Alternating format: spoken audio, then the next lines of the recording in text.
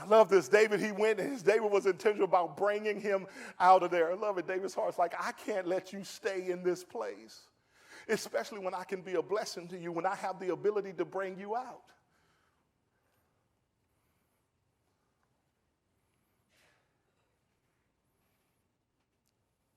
David brought him out of Lodabar, a place of isolation,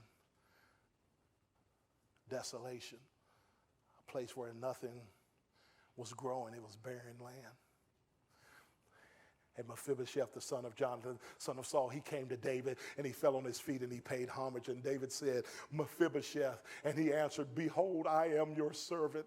Like Mephibosheth, probably, what in the world is going on? Why are y'all bringing me out here? And why am I in front of the king, right? Because you just didn't approach the king, right? You just didn't come to the king, but he's been called by the king. And he's probably thinking, what in the world, right? I do not belong here. Anybody? And David said to him, do not fear.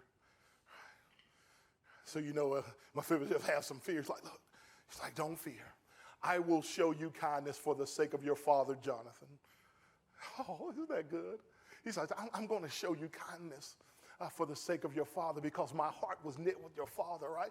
Because of the overflow of gratitude that I have in my heart, I'm going to show you kindness. He says, and I will restore to you all the land of Saul, your father, and you shall eat at my table always. Come on. He says, I'm going to restore the land that your father Saul had. Come on. Look at David. Watch this. Look at the heart of David. David is still honoring a man who tried to kill him. Come on, I hope that speaks to somebody. He's still honoring a man that mistreated him.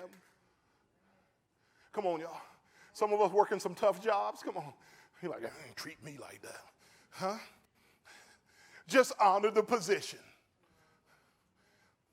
Be the person of God that God has called you to be. You can't control other people. Right? And David is still honoring this man.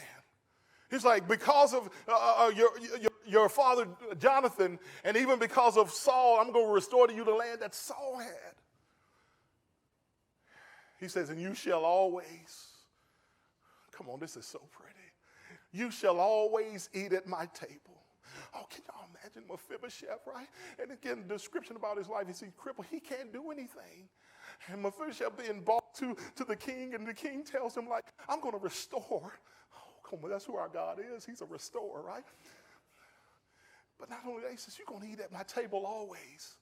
Look at Mephibosheth. He says, and paid homage and said, he paid homage. He says, what is your servant that you should regard, should show regard for a dead dog such as I? Look at how Mephibosheth saw himself as a dead dog. He's like, I don't deserve this. I'm worthless. I'm a dead dog.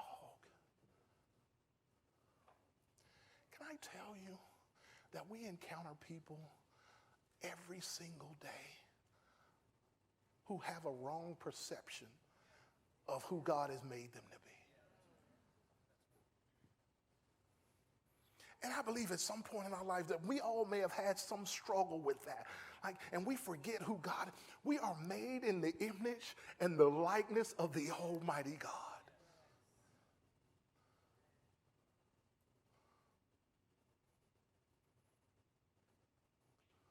I heard in a message this week from Dr. Wheeler, he talked about, like, how can we have such a high view of God and a low view of ourselves?